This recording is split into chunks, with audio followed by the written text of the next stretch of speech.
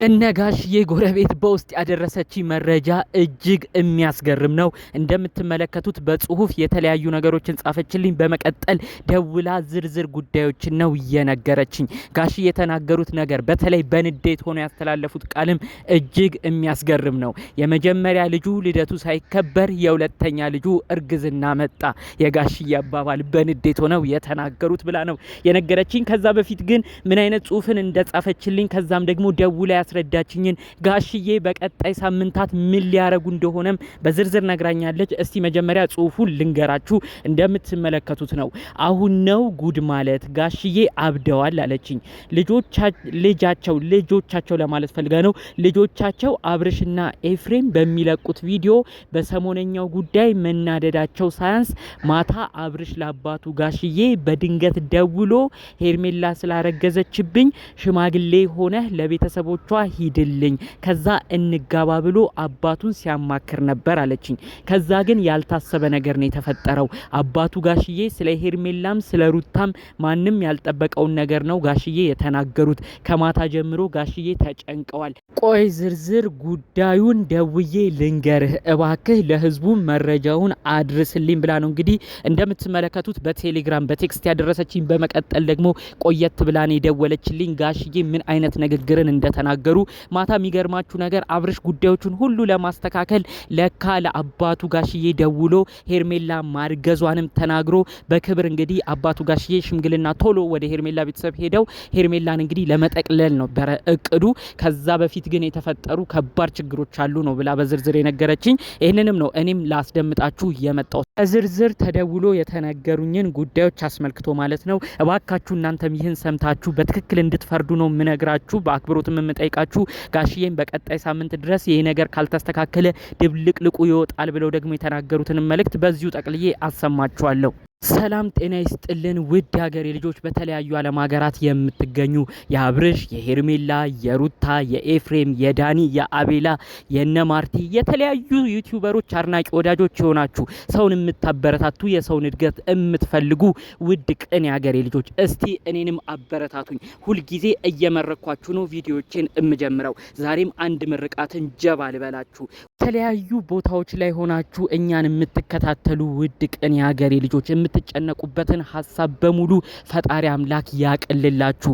ሁልጊዜም በመንገዳችሁ የምታምኑት አምላክ ይምራችሁ። ሁላችሁም ያሰባችሁትን ሀሳብ ያሳካላችሁ።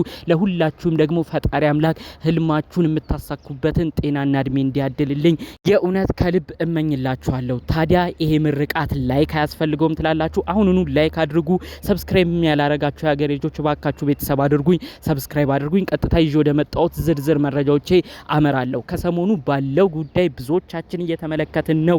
ሄርሜላ አርግዣለሁ ብላ መታለች። የሄርሜላ እርግዝናም ደግሞ ተረጋግጧል ሲሉ እና አቤላ የምርመራ ውጤቷን የምታሳዩዋን ነገር ይዘው መጥተዋል። በዛም ጉዳይ እንግዲህ አብርሽም የራሱን ምልከታ ተናግሯል። ሄርሜላ ብታረግዝ ለኔ ነው ምንም ችግር የለውም እያለ እንግዲህ እነ ሩታ ፊት ሲመሰክር እነ ሩታ ፊት ሲናገርላትም ተመልክተናል ማለት ነው። እንግዲህ ሄርሜላ ማርገዟን ተከትሎ አብርሽ በተለይ ደግሞ እንግዲህ ወንድሙ ኤፍሬም እንደምትመለከቱት ከሄርሜላ ጋር ሊያያየው ብዙ እየጣረ የሚገኝበት ሁኔታ አለ። እነ ሩታም በዛ በኩል ያሉት እነ ዳኒም እንግዲህ ሁለቱን ለማራራቅ እንደማይተኙ አብርሽ ጠንቅቆ ያውቃል። ሄርሜላም አሁን አብርሽን ጠቅልላ ለመያዝ ነው የፈለገችው። ስለዚህ ምንድነው በፍጥነት ተመካክረው በተለይ ደግሞ አብርሽን ስታስጨንቀው ነበረ ሄርሜላ። ይሄ ነገር ሌላ ነገር ውስጥ ሳይገባ ሰዎችም የተለያዩ ሀሳብ እየሰጡ እኔ እናንተን ሳያራርቁን በቶሎ ሽምግልና ልከህ እንጠቃለል ብላ ሄርሜላ ሀሳብ አቅርባለት ነበረ። አብርሽም እንግዲህ ሌላ ወሬ እየሰፋ ሳይሄድ ይሄ ነገር እውነታ ከሆነ ብሎ አባቱን ደውሎ አማክሮ ነበረ። የሚገርማችሁ ከአባቱ ጋር ከሰሞኑ ተደዋውሎ አያውቁም። በተለይ ከሩታ ጋር ከሄደ በኋላ ከሩታ ከሸሸ በኋላ ከአባቱ ጋሽዬ ጋር ያለው ነገርም እየሻከረ እንደመጣ አስቀድሞ መረጃው ደርሶ ነበር። እንግዲህ በውስጥ ያደረሰችኝ እህቴ ምንድን ያለችው በሰሞኑ ልጃቸው ኤፍሬም በመታሰሩ ራሱ ጋሽዬ በጣም በብስጭት ውስጥ ነበሩ። እንዴት ነው ልጆቼ ወንድማማቾቹ እንኳን መስማማት ያቃታቸው? እኮ በሚኖሩበት ሀገር እርስ በርስ እንዲደጋገፉ ወንድማማቾቹ ሀይሚ ወይም እህታቸውም እንዲደጋገፉ ነበር። እነሱ ግን ጠላት ሆነው ነው የምመለከተው ብለው በጣም አዝነው ነበር ልጃቸው የታሰረ ሰሞን። በተለይ ጉዳዩ ደግሞ እንግዲህ ከወንድሙ ጋር ባለ ነገር ተጣልቶ መሆኑ አስቀድሞ ጋሽዬ በጣም ሲበሳጩ ነበረ። አሁን ደግሞ እንግዲህ ማታ ደውሎ እንደዛ ሲላቸው በተለይ ደግሞ ሽምግልና ሂድልኝ አባቴ እባክህ ሄርሜላን እንድጠቀልላትና ከሄርሜላ ጋር ኑሮን እንድጀምር ሄርሜላን ማርገዟንም ያው በቪዲዮ እያየ ነው። ስለዚህ አባቴ ጋሽዬ እባክህ ይሄን ነገር ትኩረት ሰጥተህ ሽምግልና እንድትሄድልኝ ብሎ እንግዲህ ለአባቱ በዚህ ጭንቅ ጊዜ ደውሎ ነበረ። ጋሽዬ የተናገሩት ታዲያ በንዴት ሆነው አንድም የሚያስቃል ነው። ገና የመጀመሪያ ልጁ በክብር የዳርንክ መርቀን የሳምን የክብር ልጅህ ገና አንደኛ ዓመት ሳይሞላ ሁለተኛ ልጅ ከሌላ ደግሞ ተረገዘ ወይ በቅጡ እንኳን አንደኛ ዓመት ልደቱ እንኳን አልተከበረም ብለው ነው በንዴት ውስጥ ሆነው እንግዲህ ሲናገሩ የነበረው። በተለይ ሩታን እንደሚያከብሯት እንደሚወዷት አያት ያደረገችኝ የልጅ ልጅ ማዕረግ ያሳየችኝ ሩታ ነች እንጂ ሄርሜላ አልነበረችም። ከሩታ ጋር ያለህን ነገር በስርዓት መቋጨትህን እንኳን እንደ አባትና ልጅ ቁጭ ብለን ሳናወራ አሁን ደግሞ እንግዲህ ሄርሜላንም በቅጡ ሳታስተዋውቀኝ ራሽ አረገዘችብኝ ብለክ በዚህ ጭንቅ ሰዓት ነው ወይኔን የምትፈልገኝ በማለት ነው እንግዲህ ከባድ መልእክታቸውን ጋሽዬ ያደረሱት ማለት ነው። እውነትም ደግሞ ጋሽዬ በክብር ሄርሜላን አልተዋወቋትም። ከዚህ በፊት በሩታ ጋር ባለው ነገር ልጃቸው አብርሽና ሩታ እንዲስማሙላቸው በተለይ ደግሞ ሩታን አወዳታለሁ አከብራታለሁ እባክህ ልጄ አብርሽ ተስማምታችሁ ኑሩ ልጃችሁንም አሳድጉ እያሉ ሲመክሩ ሲቆጡ ሩታንም ሲቆጡ እንደነበር እናውቃለን። ታዲያ ከሚዲያ ጠፋ እያሉ መጥተዋል። ሚዲያ መጥፋታቸው በልጆቻቸው ሁኔታ በጣም እየተናደዱ ነው ብለው ነው እንግዲህ በዝርዝር መረጃዎቹን ያደረሱኝ ማለት ነው። አሁን ደግሞ እንግዲህ ልጃቸው አብርሽ በዚህ ጭንቅ ሰዓት ብቻ አባቱን አስታውሶ ያው ፍቅረኛው ሄርሜላ ስታረግዝበት በዚህ ጭንቅ ሰዓት ብቻ አባትየው እንዲያወጡት መደወሉ በነገሩ ላይ ጋሽዬም በጣም እንዲቆጡና እንዲበሳጩበት ያደረጋቸው ዋነኛ ጉዳይ እንደሆነ ነው እንግዲህ በዝርዝር መረጃዎቹ የደረሱኝ ማለት ነው። እንግዲህ ጋሽዬ አያይዘው የተናገሩት ሌላ ንግግር አለ።